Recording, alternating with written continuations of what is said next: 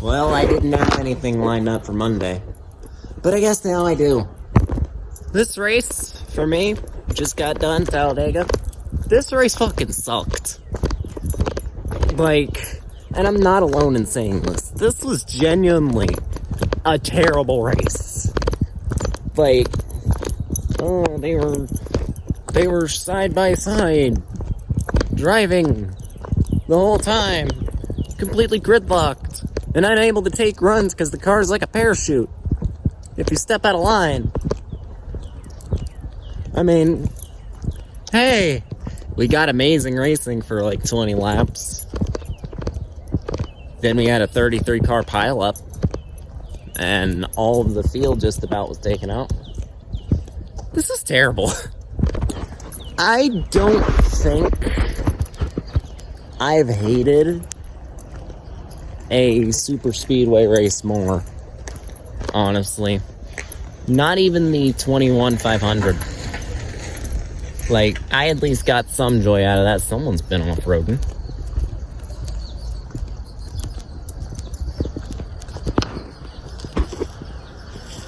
What are we doing over there? Anyway. Electric. Yeah. The chaos of my but it's not very chaotic. It's just traffic. Yeah, I decided to do this out on a walk. I would have done this on the computer, but I can't really edit on my laptop. For one, it's already like cramped for storage, and I need a certain amount of storage to export the video. And then that video will take like 5 hours just to export. I gotta go upload it. So yeah, that's why I'm doing Procar on the bigger PC. But literally, there were like 3 highlights from this race. One, Chad Fincham led laps, and yes, I am fully saying this in a Chad Fincham shirt.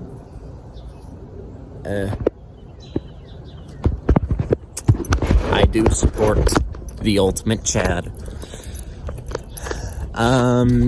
Just because his uncle. I'll probably throw up a picture of the screenshot up on the screen I had from a video call I did with him like years ago when I was still in high school. But Chad Fincham led laps. Go figure. He gets caught up in the gargantuan one in stage 2. Which I had honestly just gone about doing other things around that time. And showering. Because, like, stage 1 might have been maybe the worst stage of them. Because, like, we got that ARCA breakaway we had back on yesterday. Where one part of the field just got all single file and strung out. And just drove away. Then we go to, like, I didn't see the end of stage 1, so I don't really care much about what happened there. I did see the giant wreck. I guess you could call that a highlight. Do you call that a highlight? I mean, it's literally just a big 30-something car crash. Oh, it's the big one, the thing Talladega's known for. Yeah, but it wasn't even halfway in the race when it happened. And it took out basically all of the competitive field. That's not very good. Then from there, there's virtually no energy in the pack that requires energy to be any good. Because what, you only got like 20 cars in the pack? Yeah, that's not going to be good. Cody Ware getting top 10 for most of it. That's a highlight. Mike Joy throwing shade at Stephen A. Smith. I love when Mike Joy throws shade at people. What If Racing can say whatever he wants about the Keyboard Warrior comments. I think that was great. But the shade at Stephen A. Smith was even better.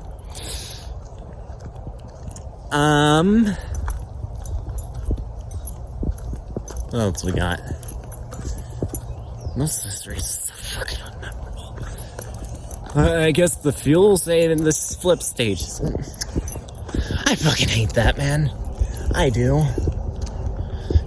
There's no reason we should be maneuvering the stage brakes around to fit the fuel saving. We should just be fixing that. I say remove the stage cautions, but the truth of it is you're probably not going to get anything fixed by removing stage cautions, because that's just one part of it. Because of the single lug wheels, it doesn't take long to change tires. It actually will take shorter to change those tires than it does to fill the gas tank. That's a problem. And it's not going to go away just because you take away stage cautions. I think there was a sim race that proved that. Because the goal at the end of it is to shorten the amount of time you gotta spend on pit road. So while removing the stage cautions is part of it, that's just it. It's only part of the problem. Make the gas tank smaller, I guess? Get rid of the fucking single lugs? I don't know. We don't have this problem in Xfinity or trucks. Or ARCA. Granted, we don't really have pit stops in ARCA. Which I'm watching that season. I'm actually tuning in to every ARCA race this season. I'm making it a point. I've enjoyed so far. I do think that car has aero issues to an extent. Because, like, couldn't really pass well at Kansas. Keep in mind, it's like a Gen 6 with a composite body, so probably asking a lot. And it's way too Gibbs dominated. But yeah, I've been enjoying ARCA. Funny enough, I've been enjoying ARCA a bit more than I've been enjoying the Cup thing. Because, like, ARCA and O'Reilly, those still feel like NASCAR. They're not specced the fuck out for no reason. It just feels like you actually have to put effort into it. Let's say the way maybe we improve ARCA a little bit by lowering prices of I don't know, I'm not a financial advisor, but there's a reason that the O'Reilly ratings are growing and the Cup ratings seem to be going in the toilet. Because Cup isn't consistently good. Hate to say it. I stand by the Kansas race being a good race. Vegas was Bristol was decent. But you don't consistently get a good show. You don't even consistently get it on the mile and a halves anymore. Like, the teams are starting to figure that shit out. Did the horsepower bump help on the short tracks? Maybe a little bit. Just a little bit. Not enough to make an actual difference, because apparently a racing sport is too pussy to up horsepower. I don't understand this. I don't understand NASCAR's brazen fucking refusal to up its horsepower. I don't get it. I guess risk of injury, but at the same time, that's still there anyway. There was a high risk of injury in 2022, wasn't there, huh? Even without the horsepower. Explain that one to me. O'Reilly consistently has put on good shows. I think they run like the same fucking package every race. They're not specced out to the fucking core of it. Like, it actually feels like a racing sport. It actually feels like NASCAR is supposed to be. There's no stupid fucking charters. There's no parts from NASCAR. Yet somehow, we still want to ruin it. Who was it that went on Sirius XM or whatever the hell it was on about O'Reilly has a lack of identity? Are you sure about that? Because its identity is what NASCAR should be. You want to make a CUV series? Make a CUV series. Go make a CUV series, by all means. I, for one, would love to see NASCAR SUVs. That'd be cool. But not with O'Reilly. O'Reilly's fine. O'Reilly is everything NASCAR should be and shouldn't be touched. And by the way, the fact that it is only on one broadcast network and you're not having to play, like, channel hunt for it, that's also nice. So I remember back when I first started watching, I got confused when there was no NASCAR race on Fox, because I had no idea, Fox or FS1, because I had no idea they had multiple channels. I didn't know it was on NBC. This is 2015, right around. That's when I first started seriously watching. I'm not sure I'm put across here.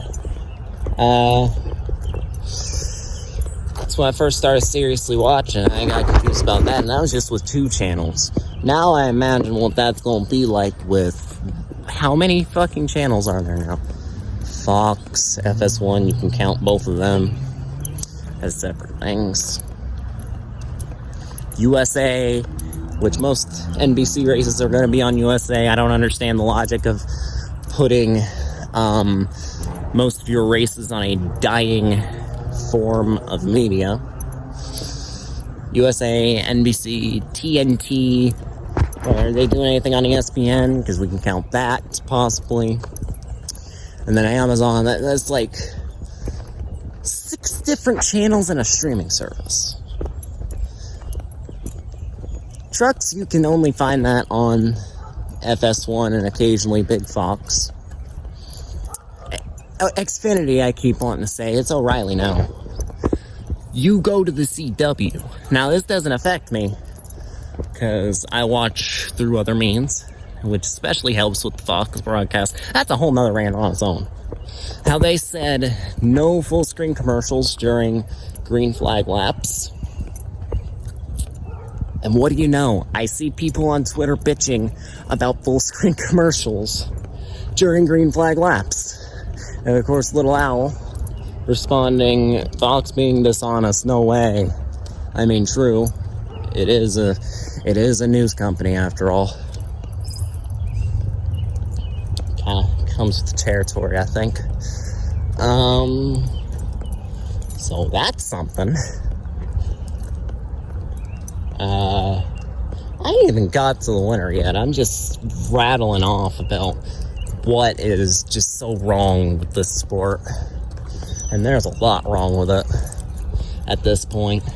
We've had a lot of good highs this year with the chase, which honestly, when you really look at that, the fact that NASCAR had to have all these people talking in their ear, screaming at them, says something about how it's being run.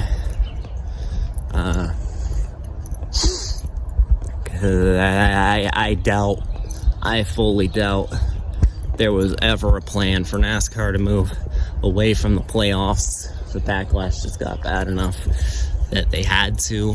Hell, if it were up to the others that were screaming at them, this would be a full season, but the contracts have already been signed. Same thing with the charter agreement. That's basically killed cup racing.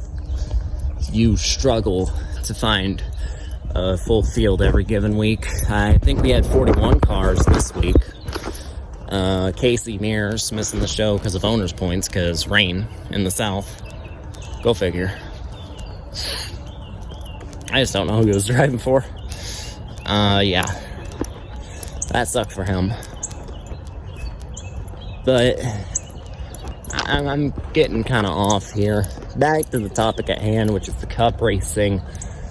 It is sad that we are to the point where literally the best super speedway in the sport isn't even a super speedway.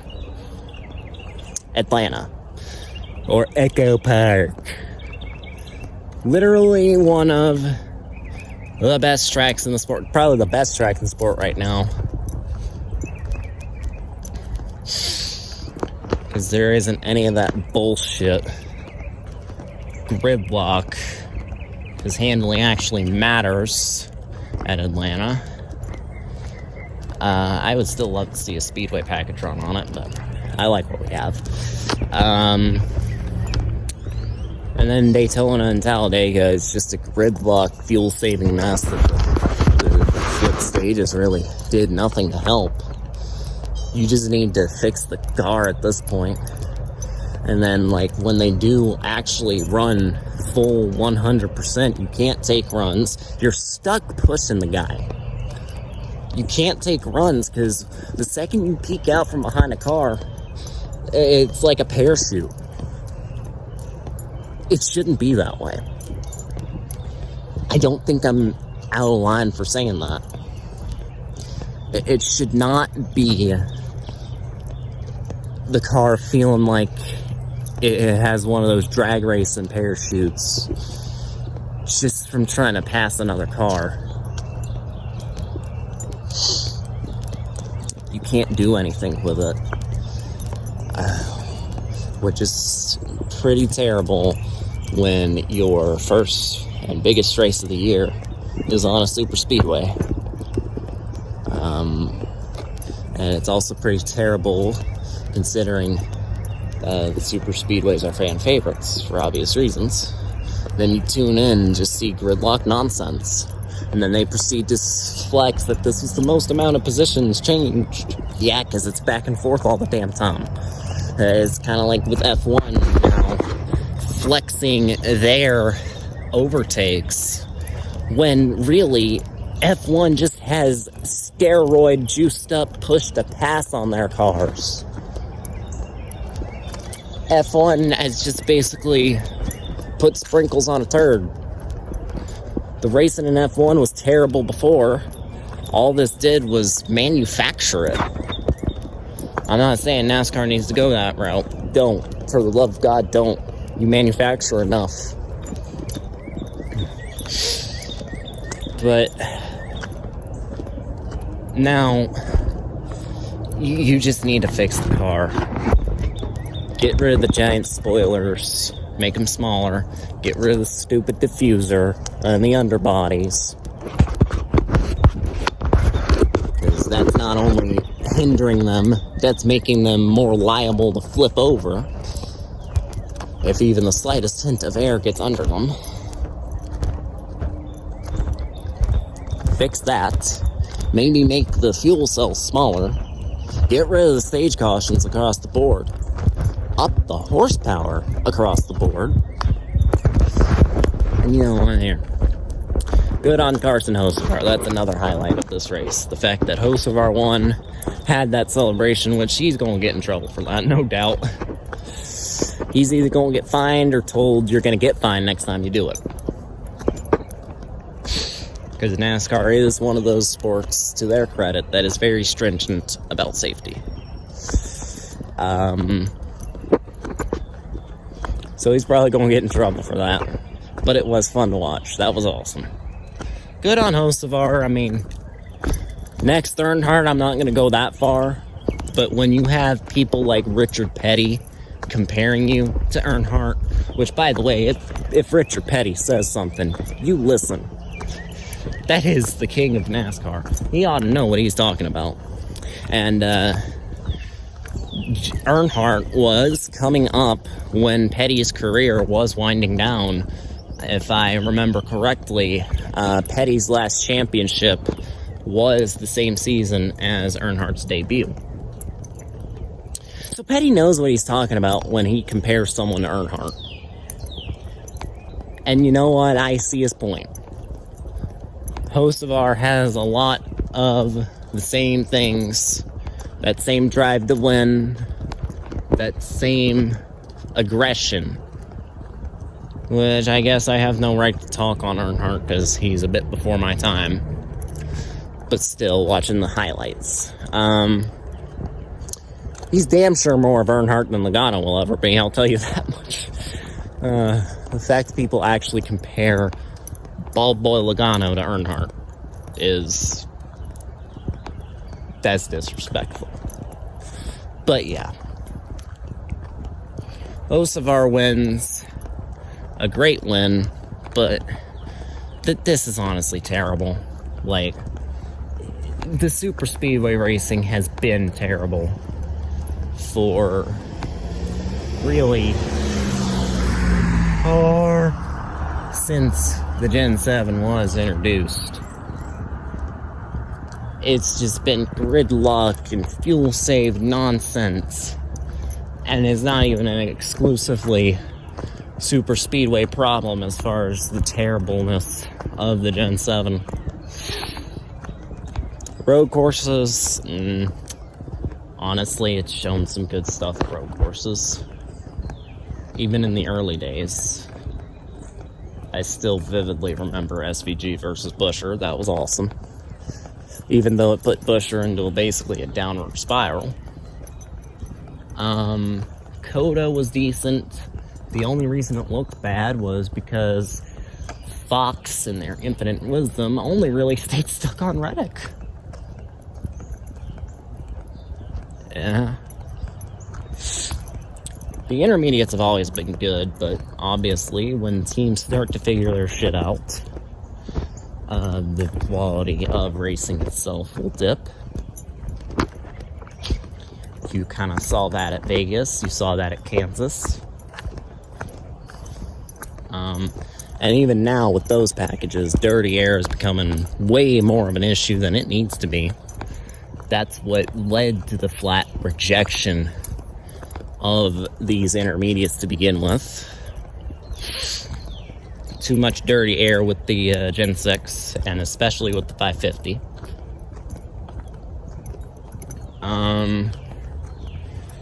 Lack of practice is also a big issue, which I hear Steve O'Donnell at least wants to bring that back, which is good. It never should have left, especially when you have people kind of making them their first starts in the sport, like Catherine Legg could have benefited last year from about a good hour and a half of practice in her starts. Cletus McFarlane could damn sure benefit from some practice, which I don't get the hate he's getting. Sure, you can call him a pay driver if you want, but pay drivers have always been a thing. I don't understand why we have to have so much rage by this point. Pay drivers have always and will always be a thing in racing. We just need to get over that. And at least Cletus has some actual passion for it. He would not be doing this like he is if there wasn't some kind of passion behind it. So, like, I'd really appreciate it if we'd stop bitching about Cletus, because at the end of the day, it's not like fucking Elon Musk is signing up to do races. It's not like Donald Trump is signing an executive order to get a race team to sign in for a Daytona 500. It's a guy just trying to basically live out his dream. I can't get over his friend's name though. Squirrel McNutt, really? Really? I mean, the number and its font are kind of cool, but Squirrel McNutt.